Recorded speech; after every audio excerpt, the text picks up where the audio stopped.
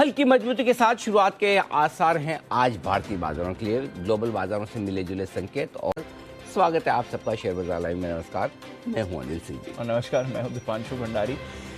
एक एक्टिव दिन तो दिखा दीजिए सर, एक्सपायरी का हफ्ता है, कुछ तो फीलिंग आई कि एक्सपायरी के हफ्ते के मतलब ऐसा लग रहा है कि मतलब छुट्टियों वाला माहौल है। ये आमतौर पर इस तरह का माहौल है ना दिसंबर के आखिरी हफ्ते में होता है, जब ज़्यादातर फंड मैनेजर्स छुट्टियों पर जाते हैं, वॉल्यूम्स कम हो जाते हैं, एक्शन कम होता है, स्टॉक के मूवमेंट बहुत छोटे हो जाते हैं, मार्केट कहीं नहीं जा रहा, इस तरह का माहौल है। लेकिन इस बार नवंबर के अंत में इस तरह की छुट्टियों का माहौल बनता हुआ दिख रहा है। चलिए कोई बात नहीं, लेकिन क्योंकि आज मजबूत शुरुआत के संकेत आ रहे हैं, बिल्कुल देखते हैं उसके बाद क्या कुछ होता है। आज के संकेत एक बार देख लें जी सर प्लीज। जिनके जो ट्रिगर्स आपके लिए हैं आज उनमें नजर डाल लीजिए। चीन में फिर से कोरोना की चिंताएं बढ़ रही है, उसके चलते थोड़े बहुत अमेरिकी बाजार गिरे हैं, इसका विश्लेषण करेंगे हम। कच्चे तेल में भारी उठापटक हुई है, आपको विश्वास नहीं होगा, लेकिन $82 तक भी कल देर रात कच्चा तेल फिसला था, वापस $87 के आसपास। केन्स ये है एक और आईपीओ जो आज लिस्ट होने जा रहा है, अच्छी लिस्टिंग की संभावना इसकी बनती है, रेस्पॉन्स भी अच्छा मिला था इशू को। और वेदांता आज तीसरे डिविडेंड का ऐलान करेगी, अंतरिम डिविडेंड का, उसको लेकर भी आज वेदांता की है बोर्ड बैठक। बहुत ही मतलब खबरों का अकाल है, और चाहे वो ग्लोबल मार्केट्स हों चाहे हमारे बाजार हों, हमने ढूंढ ढांड के 4 ट्रिगर फिर भी निकाल ही लिए, मिल गए, कुछ ना कुछ तो मिल गए। बट थोड़ी बाजार को एक बूस्टर डोज होती है ना सर, शायद उसकी ज़रूरत पड़ रही है, बिकॉज कुछ भी नहीं हो रहा है ग्लोबली। कल ऑफकोर्स बाजार तो सुस्त थे, बट उसकी बात मैं करूंगा। उससे पहले जहां पर चुस्ती थी पहले वो टच कर लेता हूँ, वो है कमोडिटी बाजार। करेक्ट। जो शॉर्ट थे उनके लिए तो बहुत ही बढ़िया दिन रहा सर। कच्चा तेल और मतलब $82 तक चला गया, जो WTI है $75 तक चला गया। ये ड्रीम लेवल्स कहाँ से आ गए कल सर? दीप कल कुछ ऐसी खबरें चली कि ओपेक अपना प्रोडक्शन 5 लाख बैरल प्रतिदिन से फिर से घटा सकता है, और इन खबरों के दम में कच्चे तेल ने बहुत जोरदार गुथा है, बढ़ा सकता है, माफ कीजिए, घटाने से हम बढ़ा सकता है, प्रोडक्शन बढ़ा सकता है। जाहिर सी बात है, प्रोडक्शन बढ़ाने से सप्लाई बढ़ेगी और सप्लाई बढ़ने से दाम घटेंगे, राइट। और वो भी तब जबकि डिमांड है नहीं, तो एकदम झटका सा लगा। और वैसे भी है ना, कच्चा तेल बिल्कुल उस बॉर्डर पे था, 87-88 लेवल पे, जहां से पिछली बार आपने रिकवरी $98 तक की देखी थी, करेक्ट। तो या तो वापस ये अच्छा सपोर्ट लेके ऊपर चला जाए, या नीचे गिरने के लिए कोई कारण चाहिए। अब वो कारण कल मिला उस खबर से, जिसमें लगा कि 5 लाख बैरल प्रतिदिन का प्रोडक्शन बढ़ने वाला है। तो पहली चीज तो सबसे बड़ी चिंता लोगों की कि भाई चीन में फिर से लॉकडाउन के संकेत आ रहे हैं, थोड़े वो हो रहे हैं। दूसरा ये ग्लोबली रिसेशन का खतरा है, डिमांड है नहीं, ऊपर से ओपेक को प्रोडक्शन बढ़ाना क्यों है। बस ये खबरें आती जोर से कच्चा तेल गिरा। WTI क्रूड तो $75 तक पहुंच गया, ब्रेंट क्रूड $82 तक पहुंच गया, ठीक है। और लोगों को लगा कि ये तो गया।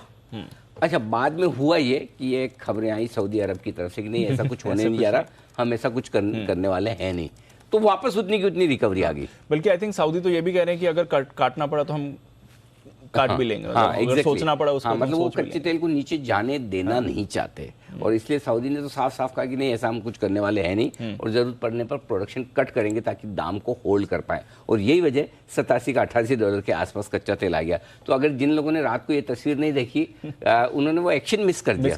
बाय द वे, एक्शन आपने मिस किया या देखा है? इंग्लैंड वर्सेस ईरान देखा पूरा देखा। मतलब इंग्लैंड फुल फॉर्म में, और जो तीसरा गोल था इंग्लैंड का तो बहुत ही इनफैक्ट लगभग सारे डोमिनेट किया। स्कोर से पता नहीं चलता, 6-2 वाला स्कोर। अमेरिका वाला मैं पूरा नहीं देख पाया, एक गोल से जब आगे थे अमेरिका, उसके बाद में नहीं देख पाया, उससे ज्यादा संभव नहीं है। सेनेगल ने जीता फिर तो कौन जीता कौन? वो देखा नहीं मैंने। 1-1 हुआ। चलो, मैं जागते रहता तो शायद अमेरिका जीत जाता, लेकिन हाँ अब ये भी अब मुश्किल वाला वक्त। बढ़िया मैच आज भी रात को, मेरे ख्याल से जर्मनी वाला मैच एकदम रात को 12:30 बजे, बहुत नाइंसाफी, बहुत ज्यादा। हाँ, कैसे करेंगे, मतलब हमारे टाइम पे मजा आता। मतलब जितना जल्दी वाला हो उतना। वैसे एक अच्छी बात है, दोपहर 12:30 बजे से मैचेस शुरू हो रहे हैं हमारे समय के हिसाब से, यानी कि पहले अर्जेंटीना वाला मैच आज है, सऊदी। लेकिन हाँ कुछ ज्यादातर अच्छे मैच में देखो लास्ट में, क्योंकि वो इंटरनेशनल टाइमिंग से उनके शाम हो जाती है। तो 12:30 बजे क्या करना चाहिए हमें? हाँ 12:30 बजे हमें क्या करना चाहिए? 2020 देखें इंडिया न्यूजीलैंड या फिर ये नहीं देखें? वो 12:30 तो 20 मार्केट तो नहीं देखेंगे। मार्केट कुछ कराने नहीं वाला है, चलिए स्प्लिट स्क्रीन कर लेकिन हाँ बहुत सारा एक्शन है अलग अलग फील्ड पर। हमारे फील्ड पर ही बस मार्केट के मैदान पे नहीं, यहाँ भी रहेगा, चिंता न करें, कुछ न कुछ तो हो गई। तो हाँ हम बात कर रहे थे कि जो कुछ हो रहा है ग्लोबली, बाकी संकेत दीप काफ़ी मिले जुले से हैं। कच्चे तेल को छोड़ दे, बाकी बॉन्ड यील्ड स्टेबल है, डॉलर इंडेक्स स्टेबल है। अमेरिका में उठापटक के बीच में शांत क्लोजिंग हुई, कोई खास नुकसान नहीं रहा, थोड़ा सा नेस्डेक गिरा है, वो भी टेस्ला की वजह से, राइट। और चाइना में लॉकडाउन के डर फिर से हैं, नई बात है नहीं, 2 दिन पहले भी थे। सो आई थिंक ग्लोबल मार्केट्स भी छोटी रेंज में ट्रेड कर रहे हैं। पिछले 4-5 सेशन से आप देखें अमेरिका मुश्किल से 300, 350, 200 पॉइंट की रेंज में ही दिन भर टाइम पास करता है, और 300 पॉइंट की रेंज अमेरिका के लिए बहुत बड़ी है नहीं। सो आई थिंक मुझे लगता है दीप की ये तूफान के पहले की खामोशी है कि बड़ा मुंह बनाए अमेरिकी बाजार, उससे पहले इंतजार करें। 2 ही तरीके हैं दीप, बड़ा मुंह बनाने के पहले या तो आप बहुत वोलेटाइल हो जाए और ट्रेंड रिवर्सल के संकेत दे, वो मेरे लिए बड़ा आसान है। मैं हमेशा उस ट्रेंड को पकड़ने की कोशिश करता हूँ कि एक तरफा बाजार बढ़ने या घटने के बाद जब वोलेटाइल होते हैं तो मुझे समझ में आता है कि क्या होने वाला है।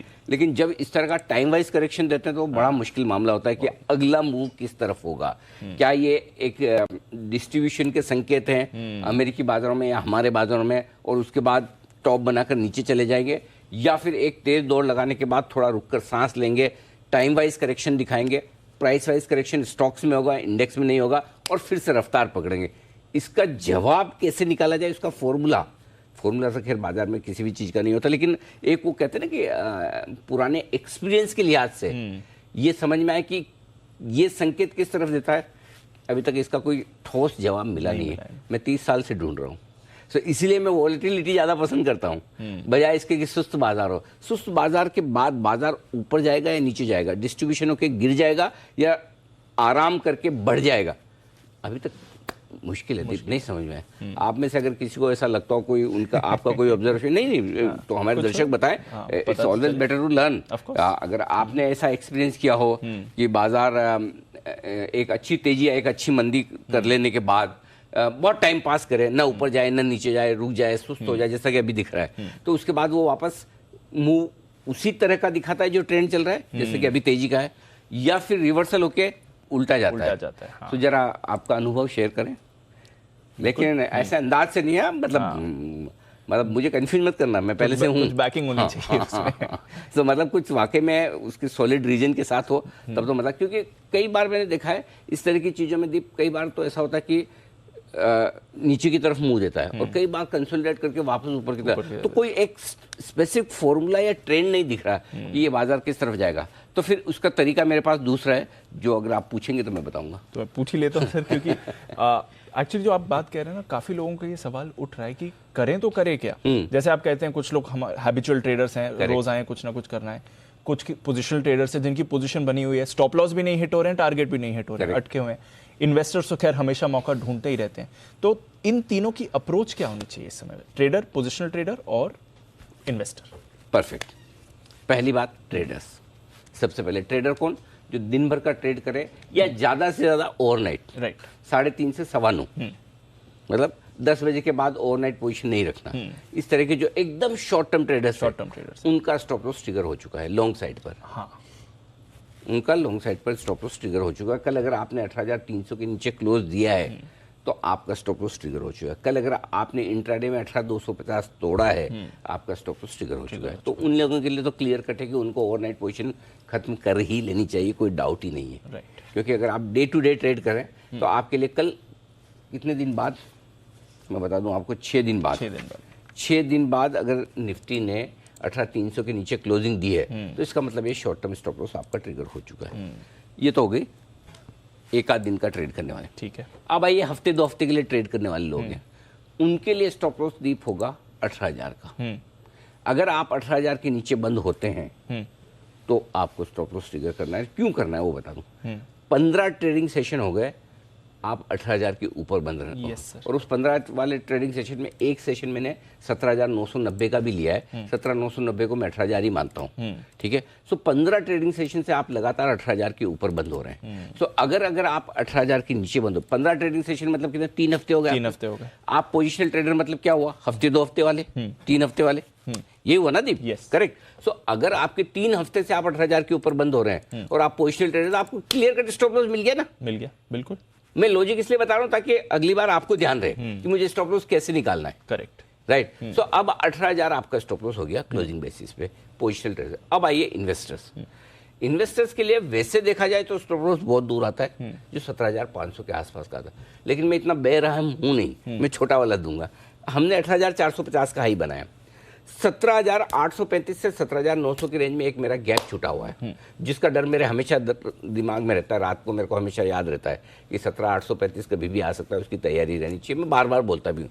सो अब अगर 17,800 के नीचे बंद होता है तो 17,800 से 18,450, 18,400 मान लो, यानी 600 पॉइंट आप ऊपर से 600 साढ़े 600 पॉइंट करेक्ट हो गए।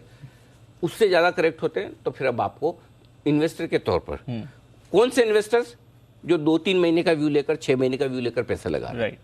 जो 3 साल 6 साल वाले उनके लिए नहीं है। वो तो रोज रोज देखते भी नहीं टीवी, रोज रोज पोर्टफोलियो भी नहीं देखते। बिल्कुल। 2-3 हफ्ते से 2-3 महीने 6 महीने वाले जो पोजिशनल ट्रेडर्स हैं, उनके लिए 17,800 स्टॉप लॉस है। ओके। एकदम क्रिस्टल क्लियर है, बिल्कुल बिल्कुल, कहीं कोई कंफ्यूजन का। और बाकी जो 3 साल का व्यू है उनको सोचने की जरूरत नहीं है, छोड़ वो दो। तो उनके लिए तो अलग ही वो आप कुछ। अब आइए bank Nifty, similar formula. Bank Nifty के लिए एकदम छोटा वाला स्टॉप लॉस दीप जो है वो है आपके लिए 42,300 का। अगर आप 42,300 के नीचे आज बंद होते हैं तो आप आजकल इंट्राडे एक दिन की जो पोजीशन रखने वाले ट्रेडर्स हैं वो वहां पर काट सकते हैं। फिर भी आपको और डीप स्टॉप लॉस लगाना तो वो 42,075 का होता है। आप दोनों में से जो चूज करना चाहें कर सकते हैं। मेरे हिसाब से 42,300 ही रख लेना चाहिए, क्योंकि पिछले 7 ट्रेडिंग सेशन से आप 42,300 के ऊपर बंद हो रहे हैं, जो कम नहीं है। कम नहीं है, बिल्कुल नहीं है। राइट। 7 ट्रेडिंग सेशन से आप 42,300 के ऊपर बंद हो रहे हैं। सो इस नहीं सॉरी 42,000 के ऊपर बंद हो रहे हैं। सो ऐसे में या तो आप 42,300 का लगा लीजिए स्टॉप लॉस, क्लियर कट है, या 42,075 का लगा लीजिए। अगर आप पोजिशनल ट्रेडर हैं जो आप बैंक निफ्टी में हफ्ते भर के लिए ट्रेड करते हैं, 41,900 आपका स्टॉप लॉस है। ओके। Second stop loss 41,900, 42,300, 41,900। छोटा रखना है तो बीच में 42,75 कर दीजिए। वो उसमें मैं छूट दे रहा हूँ, 42,300 या 42,075, आपको जो ठीक लगेगा ले। 41,900। और जो 3 से 6 महीने का व्यू लेकर बैंकिंग शेयरों में पैसा लगाकर बैठे जो पोजिशनल इन्वेस्टर्स जिनकी मैं बात, उनका 41,000, 41,000 क्यों है? 19 सेशन हो गए, यानी लगभग 4 हफ्ते होने आए, आप 41,000 के ऊपर बंद हो रहे हैं। तो अब आपको 41,000 का मतलब क्या है? 3-3.5% की इतनी आपको रखनी पड़ेगी अगर आप पोजिशनल ट्रेडर 3-6 महीने का व्यू वो ले तो रहे हैं। रिस्क लगता है। हाँ। निफ्टी 18,400 से 17,800, 3-4%। सो आप अगर 6 महीने 3 महीने 6 महीने के लिए पैसा लगा रहे हैं तो आपका स्टॉप लॉस 4% के आसपास का बनेगा ही, 3 से 4%। बिल्कुल। क्योंकि 3-4% का रनिंग करेक्शन कभी भी बाजार में आ सकता है। बिल्कुल आ सकता है। सो क्लियर है? मेरे को जो फॉर्मूला पता है इस तरह के बाजार में कि ये ऊपर की तरफ ब्रेकआउट देगा या नीचे आएगा, उसका सिंपल यही है, आप लाइफ टाइम हाई के आसपास हैं जी। आपको अपनी नीचे की रिस्क पता होनी चाहिए, और रिस्क के लिए मैंने आपको लेवल लिख दिए क्रिस्टल क्लियर। और ये आज मैं पहले बता रहा हूँ, लिख के रख लेना भाई, ये बदलेंगे नहीं, लेवल यही सेम रहेंगे, लिख के रख लेना। लिख के रख लेंगे, ठीक है सर। काम आएंगे, लिख के रख लेना। बोल रहा हूँ तो सोच समझ के बोल रहा हूँ। ठीक है, डन सर। बट क्लियर हो गया कि ट्रेडर्स इंट्राडे स्पेशली या शॉर्ट टर्म और पोजिशनल ट्रेडर्स को क्या फिर क्या, अभी आप बीच में 1-2 दिन आप शो ना भी देखो तो काम चल जाए। काम चल जाएगा। हाँ, कि भाई हमारे को पता है कि लेवल होना चाहिए। लेवल हमें पता है। हाँ, समझ ऐसा गया है।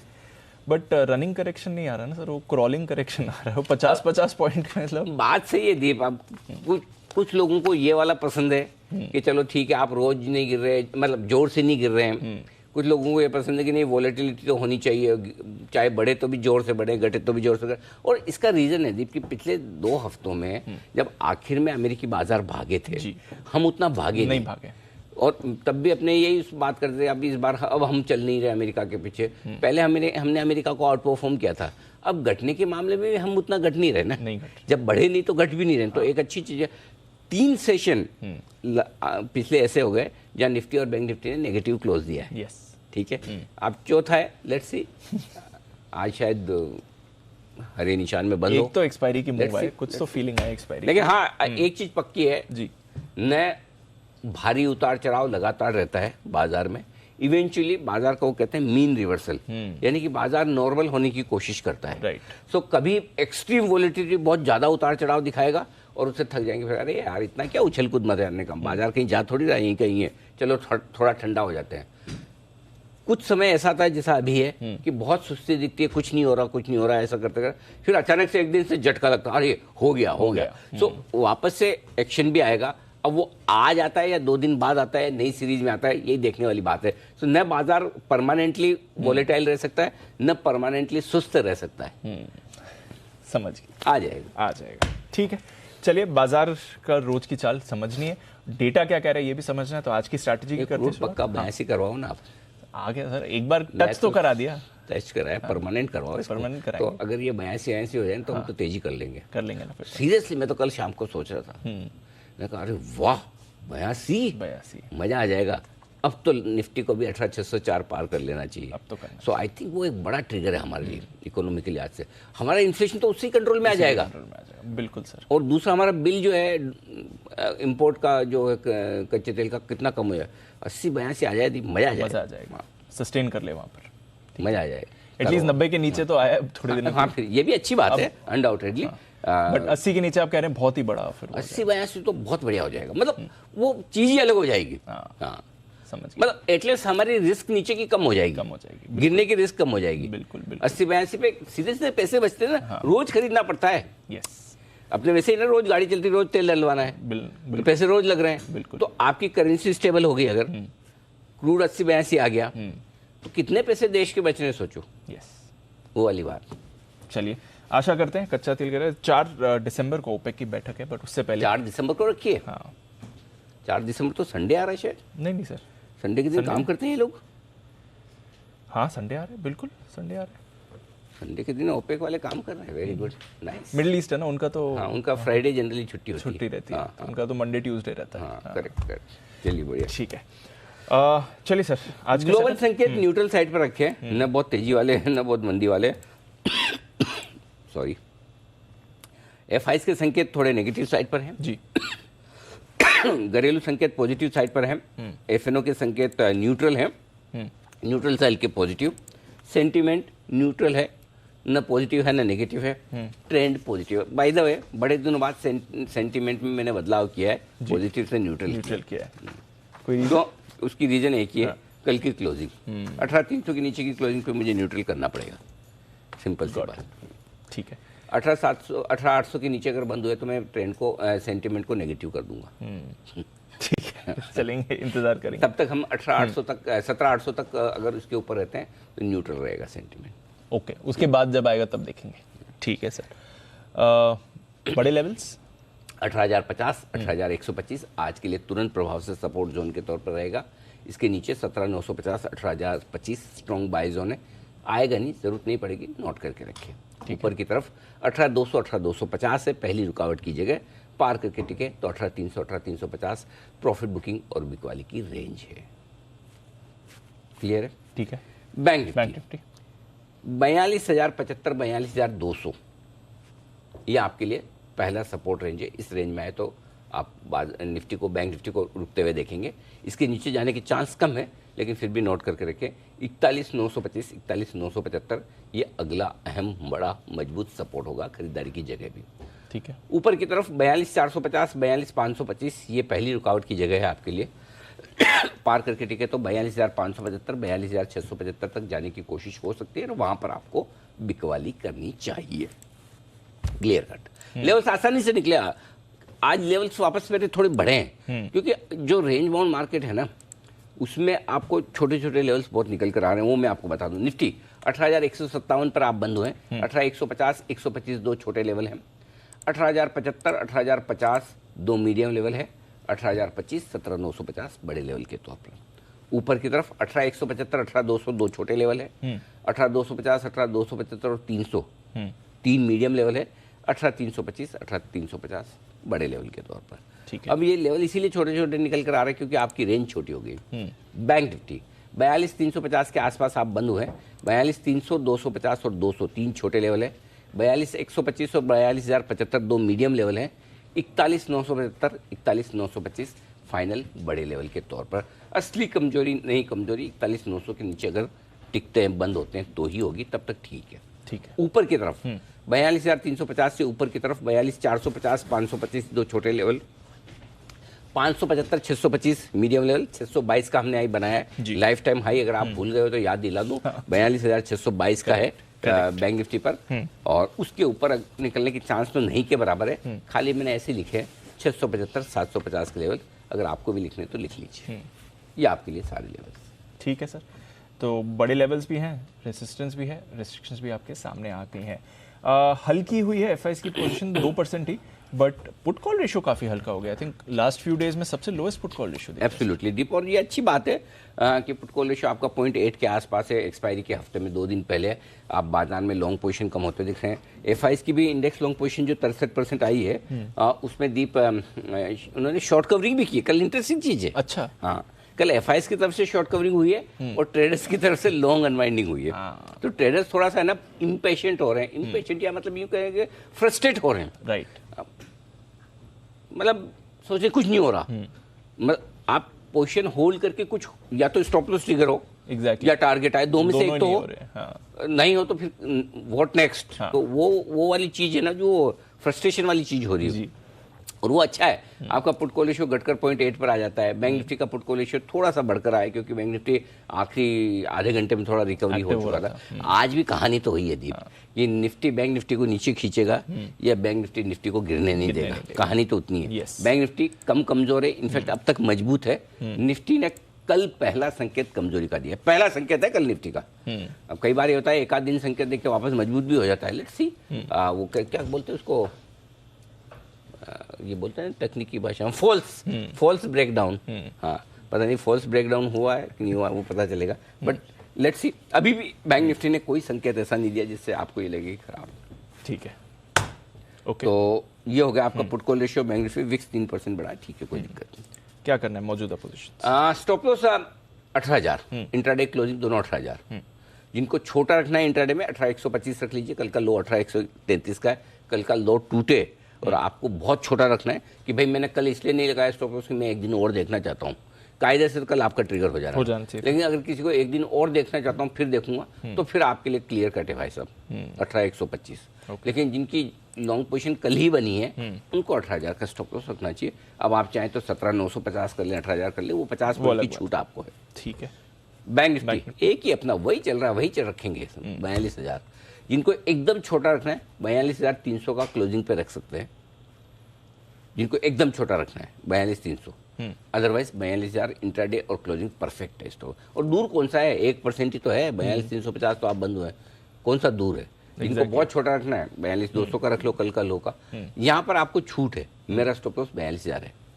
शॉर्ट साइड पर 18,350 आपका इंट्राडे होगा और 18,450 क्लोजिंग होगा। क्यों?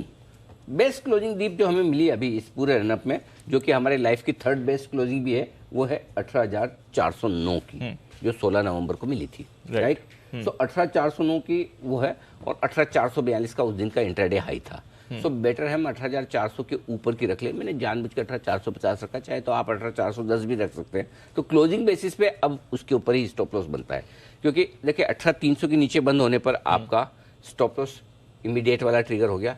18,425 के ऊपर बंद होने पर अब आप फिर पक्का 100% लाइफ हाई बनाएंगे। अच्छा, हाँ, 18,425 के ऊपर की बंद चाहिए। मैंने सेफ्टी साइड पे 450 कर लिया।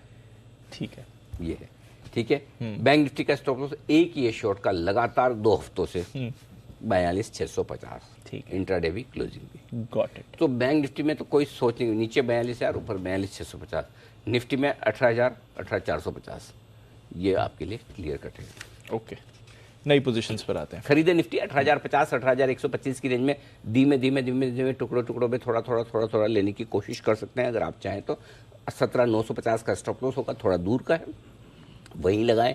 18,150, 175, 200 तीन छोटे टारगेट, 250, 275 और 300 बड़े टारगेट। अगर इस रेंज में खरीदेंगे तो 300 भी आ जाए तो बड़ी बात है। राइट। जो लोग बेचना चाहते हैं 18,250 से मूड बनाएं, 300 के आसपास बेचना सेफ है। 350 बहुत बढ़िया जगह, टुकड़ों में बेचना है। अगर बेचना है तो 18,450 का स्टॉप लॉस होगा।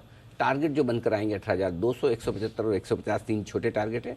18,125, 18,075 और 18,025 बड़े टारगेट के तौर पर आपको करनी है बिकवाली। बहुत क्रिस्टल क्लियर लेवल है बेचने और खरीदने की रेंज। मिली तो ठीक, नहीं तो कोई बात नहीं। आपका क्या लेके गए? बट रेंज का इंतजार करना है। देखो करना तो चाहिए। और आज सुबह तो देखो थोड़ा ऊपर दिख भी रहा था और धीमे धीमे देखिए 18,238 दिख रहा है आपको। SGX प्रीमियम कल निफ्टी की थी 32 पॉइंट की।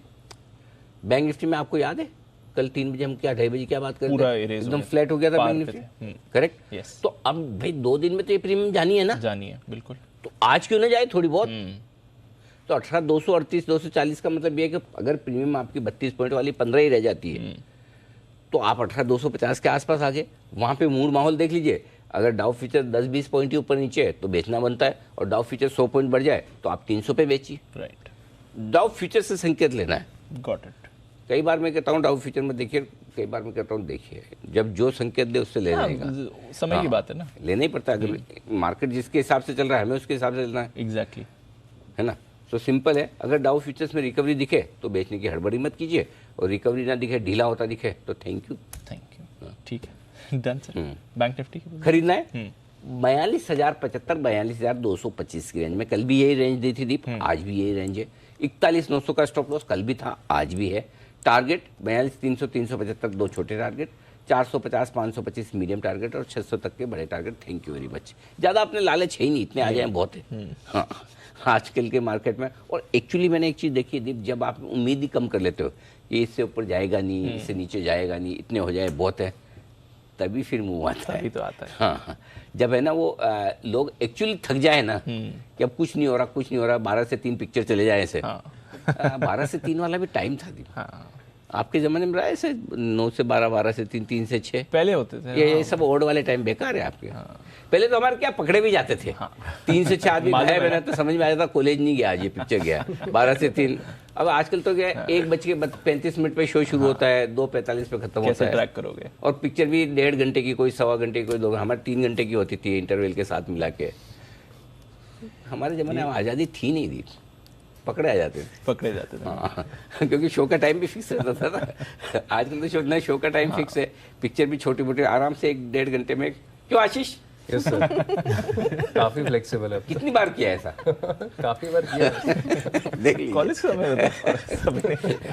हाँ, तो नहीं तो क्या है कि 12 से 3 पिक्चर देख के भी आओ तो भी आपको पता चला वही के वही लेवल पड़े। जब ऐसा होने लगे तब समझ लीजिए कि बाजार बड़ा मुंह देने की तैयारी कर रहा है। ठीक है। यार कई बार होता है ना, कोई डे ट्रेडर है सोचता है कि भाई कहीं नहीं जा रहा है, वहाँ में है ना 2 काम निपटा के आ जाता हूँ, ये बैंक के मेरे काम है, या कोई ये 2-3 छोटे मोटे आसपास के। तब आके देखता है जैसे डेस्क से हटे दुर्घटना, नजर हटी दुर्घटना घटी टाइम वाला। तो ये जिस दिन आप थक जाएंगे मेंटली कि मार्केट में कुछ नहीं हो रहा, तब कुछ ना कुछ हो जाएगा। जितना जल्दी थके उतना बेहतर। चलिए आशा करते हैं आज ही थक जाए। सर ये खरीदने की जगह है आपके लिए। टारगेट 42,600 तक के आपकी रेंज पे। ठीक है। अब आइए बेचने की राय। रेंज के ऊपरी सिरे पर बेचना है। जितना आप 42,600 के आसपास बेच पाए उतना आप सेफ हैं। 42,525 से मूड बना सकते हैं। 525, 575, 625 ये रेंज है। 2-3 टुकड़ों में आप बेचिए। स्ट्रिक्ट स्टॉप लॉस 42,700 का होगा, और वो इसलिए होगा 42,625 पार करते आप लाइफ टाइम हाई नया बनाएंगे, और नया लाइफ टाइम हाई बनाने के बाद जाहिर सी बात है वो तभी बनता है जब आप बुलिश होते हैं। इसलिए स्ट्रिक्ट स्टॉप लॉस आपको फॉलो करना है, वो 42,700 का है। टारगेट जो बनेंगे 42,450, 42,375 दो छोटे टारगेट हैं। 42,300, 42,225 दो मीडियम टारगेट हैं। 42,150, 42,075 ये बड़े टारगेट के तौर पर आपको शॉर्ट करना। Got it.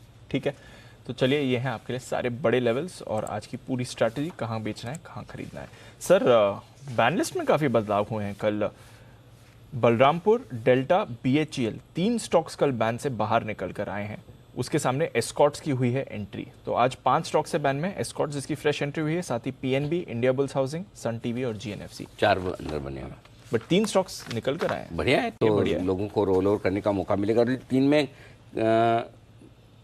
तीनों स्टॉक डीप वो आए बैन में जो शॉर्ट थे। तो डेल्टा में तो कल शॉर्ट कवरिंग दिखी, बाकी मैंने ट्रैक नहीं किया कि बलरामपुर, चीनी और बेल में भी हुई थी। बेल एंड में हुई थी क्या? एक्टिव था, हाँ, एंड में एक्टिव था। ठीक बात। चलिए उस पर भी रखनी है नजर। डेटा सर 18200 सबसे इंपॉर्टेंट लेवल ये है। 18200 के ऊपर से आपको गिनना है, एक पॉइंट तेज है 18200 एक है। तो जब तक 18200 तक आते हैं आप, कुछ मजबूत नहीं है, जैसे हैं वैसे ही है। सो 18157 59 पे आप बंद हुए, यानी कि 40-41 पॉइंट बढ़ भी जाते तब भी आप कल जैसे ही हैं। कल से कोई इंप्रूवमेंट 18200 से गिनना है। क्यों? 18200 के पुट पर 46 लाख शेयर हैं और कॉल्स में दीप 66 लाख शेयर है, और उसमें से भी जितने 46 लाख टोटल पुट में है उतने कल जुड़े हैं कॉल्स में 48 लाख शेयर, यानी कि कॉल राइटिंग दबा कर हुई है। सो तेजी करने वाला ट्रेडर तभी तेजी फील करे जब 4200 सॉरी अटचेगा, जब 18200 के ऊपर आप निकलना शुरू करें। तो मैंने गलत तो नहीं किया है ना? तो ये उससे पहले फीलिंग नहीं आएगी। चलो पार करके टिक भी गए, तो 18300 तो आपका माउंट एवरेस्ट हो गया है। यस 47 लाख शेयर कल जुड़े हैं, 1 करोड़ 21 लाख शेयर हैं जो आपके हाईएस्ट ओपन इंटरेस्ट लेकर बैठे हैं। बहुत मुश्किल है। अब बड़ी तेजी के लिए पहली जरूरत तो एक, आप वापस से 18300 बंद हो। दूसरी जरूरत है 18425 पार हो तो लाइफ हाई बनाए। सो 18300 पहली जरूरत है क्लोजिंग बेसिस पे, 18425 दूसरी जरूरत है क्लोजिंग बेसिस पे, और इंट्राडे के लिए 18200 पार करके टिकना जरूरी है। सो हो सकता है हम गैप से खुलेंगे, गैप से खुलने के बाद 18200 के आसपास खुलेंगे, वहाँ ताकत आजमाइश होगी। कितने कमज़ोर ट्रेडर्स हैं जो 50 पॉइंट देख के मुंह में पानी आएगा, बेचो बेचो बेचो बेचो, ठीक है, वो अगर निकलेंगे। और कितने मजबूत लोग हैं जो ये सोचेंगे 18200 पे फिर से लेना है। 18200 आपके लिए मेक और ब्रेक लेवल है। नीचे की तरफ बड़ा सपोर्ट सीधा 18000 पर है। 70 लाख शेयरों का ओपन इंटरेस्ट पुट में है, हाईएस्ट है। सो ब्रॉडली 18000 18300 वायदा कारोबार की रेंज डेटा के लिए निकल कर आती है, और उसमें 18200 ट्रेंड डिसाइडर है। ठीक है। बैंक निफ्टी 42000 22 लाख शेयर हैं, उसके नीचे जाने की चांस कम है। 42500 पर हाईएस्ट ओपन इंटरेस्ट बना है 34 लाख शेयरों का। तो 42500 42600 कंजेशन जोन है, सप्लाई जोन है, वहाँ पर जाकर आप रुकेंगे, ये क्लियर कट है। अब इसमें एक बहुत इंटरेस्टिंग डेटा बना है दीप, जो समझने वाली बात है। बैंक निफ्टी में 42200 42300 पर बढ़िया पुट राइटिंग होकर रखी, तो ये 100 पॉइंट की रेंज लगातार सपोर्ट है। 42300 42400 पे कॉल राइटिंग होकर रखी है, ये रुकावट की जगह है। राइट। सो मतलब दोनों तरफ ये 100 पॉइंट की रेंज, और इसमें बीच में 42300 आपके लिए ट्रेंड डिसाइडर का काम कर रहा है। सो 42300 के नीचे है, थोड़ा हल्का सा आप वीक होंगे, 42400 के ऊपर हल्का सा बढ़े होंगे। सो बैंक निफ्टी में बहुत कंजेशन वाले डेटा है। सो बड़ी रेंज के तौर पे आपको क्या सोचना है, 42000 42200 खरीदारी की जगह है, 42500 42600 बेचने की जगह। सिंपल। ठीक है। एफआईएस के डेटा में कुछ, क्योंकि बताऊं? कल सेलिंग थोड़ी कैश में बड़ी सेलिंग 1600 करोड़ की। अब ये आज की वो भी तो बहुत बड़ी- सारी ब्लॉक बड़ी डील्स नहीं भी कर हो रहे हैं रही ना, है, हाँ। ब्लॉक डील आज बहुत भी एक सारी और कर है। रहे हैं। और 760 करोड़ के इंपॉर्टेंट डेटा एक ही है दीप इसमें, 760 करोड़ की इंडेक्स में बिकवाली, और उसमें ओपन इंटरेस्ट घट रहा है। तो कल जो मैं डेटा देख रहा था, इंडेक्स के जो इनके शॉर्ट्स हैं, उस शॉर्ट कवरिंग काफ़ी हुई है। जो इंडेक्स शॉर्ट करके बैठे थे, 760 करोड़ में लॉन्ग अनवाइंडिंग भी हुई है और शॉर्ट अनवाइंडिंग भी हुई, तो कम से एक ही है। 193 करोड़ के स्टॉक फ्यूचर्स खरीदे, कोई खास बात नहीं। 1260 करोड़ की खरीदारी लोकल फंड ने थोड़ी सी बढ़ाई है, ये एक अच्छा संकेत है। सो आई थिंक डेटा के लिहाज से हम ठीक है। और वैसे भी अब मंथली एक्सपायरी का हफ्ता है। अब आज क्या मंगल है, बुध है, हाँ सर, ट्यूसडे ही है सर। मंगलवार ही हुआ अभी तो। अभी तो वही तो फीलिंग आ रही है कि पूरा हफ्ता काम कर लिया, अभी तो एक दिन पक्का? निकला है। चेक करो एक बार। आज सिर्फ दूसरा दिन है सर। मैंने वीकेंड पे काम किया था क्या? हाँ, मैं आपके संडे वो शाम को, गए हाँ, थे ना, हाँ, संडे शाम इवेंट को था शो ना? किया था ना। हाँ, इसलिए वो मुझे संडे वाली फीलिंग ही Feeling नहीं आई। हाँ, मतलब सैटरडे संडे दोपहर से मुझे वो काम वाली फीलिंग आ रही थी। ओके, इसलिए मुझे ट्यूसडे लगा, वेडनेसडे लगा। ठीक है, आज ट्यूसडे रखते हैं। ट्यूसडे है। ठीक है। Done। ओके, आइए लिस्टिंग 9 बजे बात करेंगे। 9 सर? बजे। चलिए बात करते हैं बाकी स्टॉक्स की, ट्रिगर्स की, खबरों की और ब्रोकरेजेस की। नुपुर, कुशल, आशीष तीनों हैं हमारे साथ तैयार। नुपुर, मॉर्निंग बताएं, ट्रिगर्स खबरें क्या कह रही हैं? Good morning. सबसे पहले जीमेंस और नेटको पीटीसी इंडिया के आज नतीजे आने वाले। जीमेंस के लास्ट क्वार्टर के नतीजे, पीटीसी के जून तिमाही के नतीजे आने वाले हैं। प्री बजट मीटिंग स्टार्ट हो चुकी है फाइनेंस मिनिस्टर की, तो आज एग्रीकल्चर और एग्रो प्रोसेसिंग इंडस्ट्री और फाइनेंशियल सेक्टर और कैपिटल मार्केट से आज वित्त मंत्रालय से मीटिंग होगी, तो यहाँ नजर आने वाली है। अदानी जो एनडीटीवी का ओपन ऑफर है वो लॉन्च होने वाला है, 294 रुपीज़ का इसका भाव है। वेदांत आज फोकस में, क्योंकि बोर्ड की बैठक की तीसरे अंतरिम डिविडेंड को लेकर, तो ये भी यहाँ पे भी नज़र रहने वाली है। माइंट्री और जो LTI जो है उनका जो मर्जर हुआ था उसके जो भी एग्जिस्टिंग F&O कॉन्ट्रैक्ट्स है वो आज एक्सपायर हो जाएंगे, तो माइंट्री भी फोकस में रहने वाला है। बजाज ऑटो देखे तो आज एक नई बाइक कंपनी लॉन्च करेगी, पल्सर N150, तो ये भी आज फोकस में रहने वाला है। एक्सटेट के चलते कॉनकॉर्ड जहाँ पे इंटरिम डिविडेंड 3 रुपये का, मनप्पुरम फाइनेंस जहाँ पे 0.75 रुपीज़ का डिविडेंड है, तो ये दोनों स्टॉक भी आज फोकस में रहेंगे। नेक्स्ट डिजिटल जहाँ पे मर्जर के चलते शेयर्स इशू किए जाएंगे हिंदुजा ग्लोबल सोल्यूशन को, तो ये स्टॉक पर भी नज़र रखिए। न्यूज़ देखें तो न्यूज़ फ्लो से नायका आज फोकस में रहने वाला है, क्योंकि आज वापस वहाँ पे ब्लॉक डील होने हो सकती है। 183.5 के भाव पर 320 करोड़ की ये डील हो सकती है। लाइट हाउस की तरफ से ये जो है वो अपना हिस्सा बेचने के लिए तैयार है। भारतीय एयरटेल देखें तो रिपोर्ट से कंपनी ने हरियाणा और उड़ीसा में अपने दाम बढ़ाए हैं। 28 दिन की बात करें, 28 दिन का जो रिचार्ज होता है उसकी बात करें तो 57% से भाव वहाँ पे बढ़ा दिए गए हैं। 155 रुपीज़ का अब ये पैकेज हो गया और जल्दी पूरे देश में भी भाव बढ़ा दिए जाएंगे। ओके, तो नजर रखिए भारतीय एयरटेल ने बेस प्राइसेस बढ़ाए हैं, इसका क्या इम्पैक्ट आता है ये भी इंटरेस्टिंग रहेगा। आइए और कौन सी खबरें हैं ये जानते हैं। कुशल, मॉर्निंग बताएं।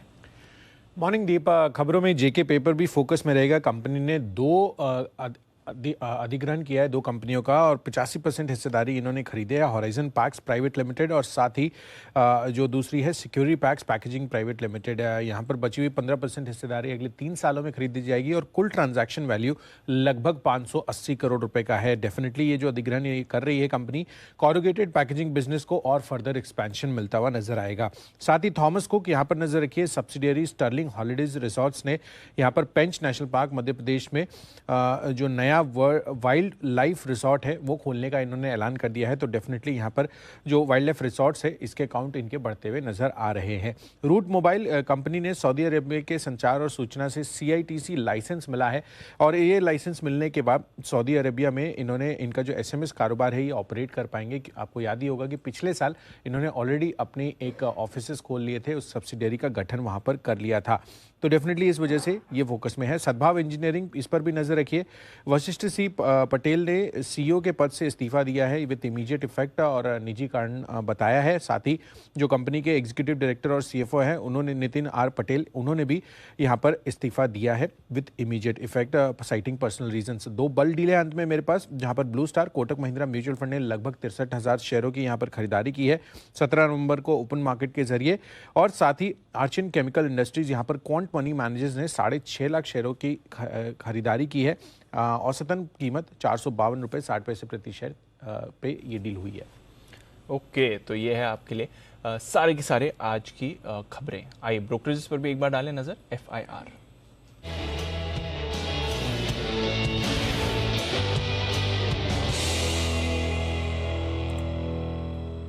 मॉर्निंग आशीष, क्या कह रही हैं आज की रिपोर्ट? Good morning Deepanshu. सबसे पहले देखिए भारतीय एयरटेल खबरें अभी हमने सुनी कि यहाँ पर कीमतें बढ़ी, तो इसके बाद सिटी की तरफ से रिपोर्ट आई, खरीदारी किराए को बरकरार रखा है, अपनी व्यू पर बरकरार रही है। 850 की क्लोजिंग है, 940 रुपये के लक्ष्य दे रहे हैं। लेकिन खास बात ये भी कह रहे हैं कि अगर मोबाइल ARPUs में 5% की बढ़त देखने को मिलती है तो इनका FY24 एस्टिमेट का जो एबिटा है इसमें आपको 4% का इजाफा यहाँ पर देखने को मिलेगा। इसके अलावा गेल यहाँ पर नजर रखिए, सिटी ने अपग्रेड कर दिया, पहले बिकवाली की राय थी, अब न्यूट्रल की रेटिंग है, लेकिन लक्ष्य 80 से बढ़ाकर 90 कर दिया, बिल्कुल 90 कल की क्लोजिंग है। भारतीय एयरटेल पर एक और रिपोर्ट है, जेफरी जहां पर होल्ड की रेटिंग को बरकरार रखे 855 रुपए के लक्ष्य के लिए। Tata consumer products Morgan Stanley overweight की रेटिंग को बरकरार रखे, लक्ष्य 888 से बढ़ाकर 904 कर दिया, 771 की क्लोजिंग है। एस्कॉच कुबोटा कल काफी बड़ा मूव यहां पर देखने को मिला था, मैक्वायरी न्यूट्रल की रेटिंग को बरकरार रखे 2100 रुपए के लक्ष्य के लिए। जुबिलेंट फूडवर्क्स यहाँ पर सिटी खरीदारी किराए दे रहे हैं 714 रुपए के लक्ष्य के लिए, इन्होंने नेपाल में विस्तार किया है। इसके बाद ये रिपोर्ट आई है, 537 की क्लोजिंग है। NHPC पर बड़ी इंटरेस्टिंग रिपोर्ट है, जहां पर CLA से खरीदारी किराए को बरकरार रखे, इनका इन्वेस्टर मीट टेक अवे हुआ था, तो इसके बाद ये रिपोर्ट निकली है। 42 की क्लोजिंग है, 54 रुपए का टारगेट दे रहे हैं। पिडिलाइट यहाँ पर UBS न्यूट्रल की रेटिंग को बरकरार रखें 2850 रुपए के लक्ष्य के लिए, 2662 की क्लोजिंग है। लेकिन कमेंट्री अच्छी नहीं है, ये कह रही कि इन्फ्लेशन की चिंता काफ़ी ज़्यादा, नेगेटिव कंज्यूमर सेंटिमेंट्स है, इसका इम्पैक्ट आपको डिमांड पर भी देखने को मिलेगा। जोमेटो यहाँ पर क्रेडिट स्विस आउट परफॉर्म की रेटिंग को बरकरार रखें, 64 की क्लोजिंग है, 100 रुपये का लक्ष्य दे रहे हैं। और ये मान रहे कि जोमेटो का फूड डिलीवरी जो बिजनेस है इसमें मार्केट शेयर काफ़ी हद तक स्टेबल देखने को मिला है और इसको करीब करीब 94 रुपये प्रति शेयर पर ये वैल्यू करके चल रहे हैं। और अंत में PB फिनटेक यहाँ पर बैंक ऑफ अमेरिका खरीदारी किराए को बरकरार रखे हुए 555 रुपए के लक्ष्य ले 412 की क्लोजिंग है। ओके, तो ये है आपके लिए सारी के सारी ब्रोकरेज रिपोर्ट जिन पर आज रहेगा एक्शन। आइए इसी एक्शन को बढ़ाते हैं आगे। एक्सपर्ट्स का पूरा पैनल हमारे साथ कार्यक्रम में हो चुका है शामिल। करते हैं शुरुआत पिक ऑफ द डे के साथ।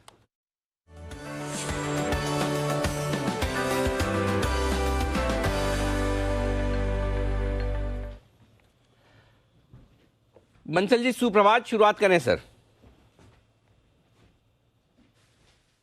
सुप्रभात अनिल जी, सुप्रभात दीपांशु। अनिल जी, एक तो सुबह सुबह आपने वो 9 से 12, 12 से 3 का शो, अनिल जी 12 से 3 का शो तो स्पेशल शो होता था सिंगल्स के लिए अनिल जी।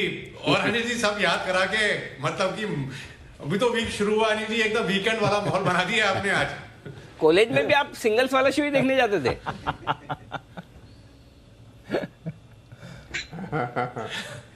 नहीं अनिल जी, 12 से 3 का शो अनिल जी कौन देखता है, आप ही जानते हैं। नहीं, मतलब उस समय कॉलेज में आपके कोई ऐसे कुणाल जी जैसे अच्छे दोस्त नहीं थे, सिंगल्स ही जाते थे आप? अनिल जी कुणाल जी जैसे दोस्तों के साथ अनिल जी 12 से 3 का शो कौन देखेगा अनिल जी, आप ही बताएं। आप ही ने बोला सर सिंगल्स, इसलिए मैंने क्लेरिफिकेशन के लिए पूछा। चलिए बढ़िया, फिर इसका मतलब काफी इवेंटफुल रहा आपका कॉलेज। बहुत बढ़िया, वेरी नाइस। बंसल जी सुन के प्रसन्नता हुई, बताएं सर। अनिल जी आपसे ज्यादा प्रसन्नता तो हमारे किरण जी को हो रही है। और अनिल जी अभी एनएचपीसी पर आशीष ने अच्छा एक अपडेट दिया, सीलेसे का रिपोर्ट आया। तो अनिल जी एनएचपीसी का एक छोटा दूसरा cousin Anil ji SJVN, Anil ji SJVN है मेरा पिक ऑफ द डे। 35 रुपए, 35 रुपीज का स्टॉप लॉस लगाना है 42 रुपीज के टारगेट के लिए। एसजेवीएन में खरीदारी की राय है। दोनों एसजेवीएन और एनएचपीसी करेक्शन से निकल रहे थे।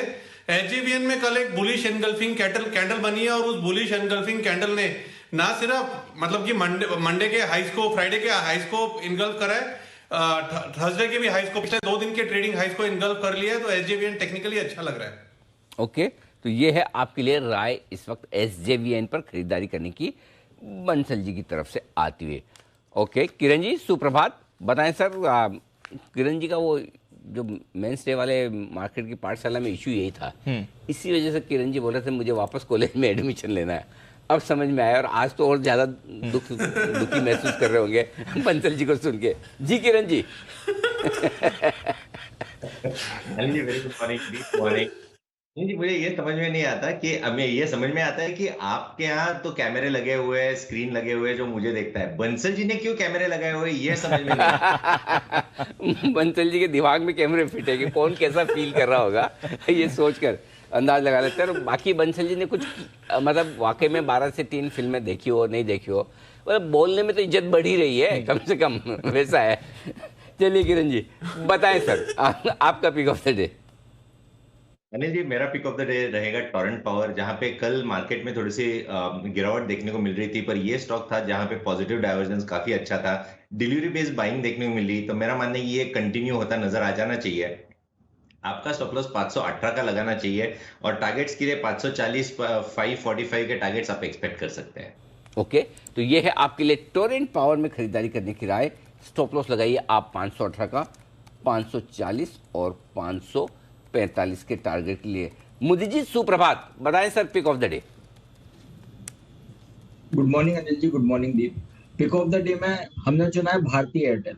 भारतीय एयरटेल को लॉन्ग करके चलेंगे। जिस तरह के चार्ट्स बने हैं, एक राइजिंग वेव्स पैटर्न बनाया और उसका ब्रेकआउट कल के सेशन में देखने को मिला है, बढ़िया वॉल्यूम के साथ बाइंग और हाई के पास ही स्टॉक में क्लोजिंग देखने को मिली है। आज फॉलो अप बाइंग आएगी, स्टॉक में अच्छा एक्शन देखने को मिल सकता है। 865 आज के लिए टारगेट्स होंगे। पोजिशनल टारगेट 890 के निकल कर आते हैं।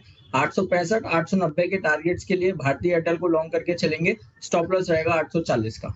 ओके, 840 के आसपास का स्टॉप लॉस लगाकर भारतीय एयरटेल में करे खरीदारी। और आज जो खबरें आ रही भारतीय एयरटेल में, 2 सर्कल में इन्होंने अपने जो सबसे लोएस्ट पैकेज है उनके दाम बढ़ाए। हालांकि दीप ये खबर वैसे 10-12 दिन पुरानी है, लेकिन आज सब जगह मीडिया में, हाँ, आज सब जगह रिपोर्ट हुई है। तो हो सकता है इस पर एक्शन दिखे तो मीडिया में आ जाइए। लेकिन वैसे 10-12 दिन पहले मैंने एक आध रिपोर्ट भी पढ़ी थी, उसमें ये कहा गया था कि वो टेस्ट बेसिस चल रहा था कि उड़ीसा और एक और सर्कल है हरियाणा, जहाँ 2 छोटे सर्कल में उन्होंने दाम बढ़ाए हैं। और दाम बढ़ाकर वो देखना चाहते हैं कि रेस्पॉन्स कैसा आता है। और ये 28 दिनों का रिचार्ज है, दाम सीधे 57 से 155 3 गुना की। बड़ा प्राइस तो अगर ये सक्सेसफुल हो गया, लोगों ने वहाँ एक्सेप्ट कर लिया, तो शायद फिर पूरे देश में ये टेस्ट केस पे हो सकता है। तो ये इंटरेस्टिंग होगा भारतीय एयरटेल के लिए। आइए कुणाल जी का करते हैं स्वागत। सुप्रभात कुणाल जी, बताएं आपको क्या पसंद है? सुप्रभात अनिल जी, सुप्रभात दीपांशु। अनिल जी देखिए, मैं एक बिना मांगी एडवाइस देना चाहता हूं अनिल जी किरण जी को और बंसल जी को। जी अनिल जी देखिए, अनिल जी देखिए, दोनों के मन में मुझे एक टीस नजर आती है अनिल जी, कुछ अधूरा रह गया इनका सपना।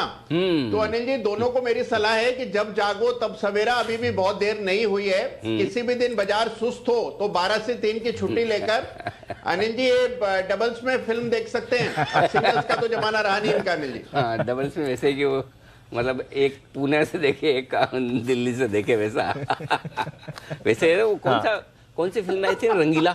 हाँ, जिसमें आमिर खान फिल्म वो टिकट्स ब्लैक करते ना। हाँ। तो किसी ने पूछा कॉर्नर सीट है, बोला हाँ, एक इस कॉर्नर की एक दूसरे कॉर्नर की है, तो दोनों कॉर्नर सीट। वैसे ही है। तो आप दिल्ली से देखिए, आप पुणे से देखिए। बहुत ही बढ़िया जी। कुणाल जी बताए सर।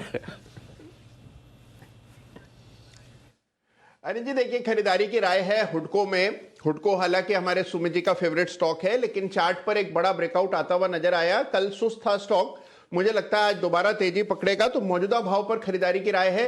44 रुपए पर एक स्टॉप लॉस रख लें। मुझे 2 टारगेट नजर आते हैं, एक 52 का और दूसरा 56 का।